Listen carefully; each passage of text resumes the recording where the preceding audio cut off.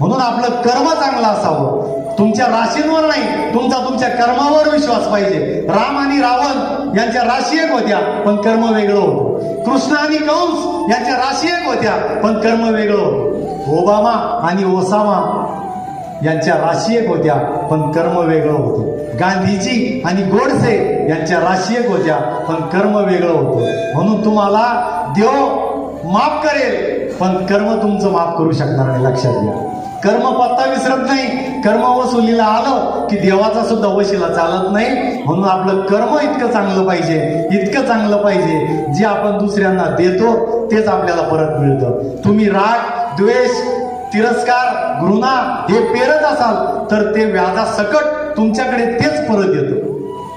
म्हणून आपलं कर्म हेच आपल्याला तारत असतं. नुसतं देवाचं स्टेटस लावून चालणार नाही. देव तुमचं स्टेटस नाही बघत, देव तुमचं कर्म पाहतो.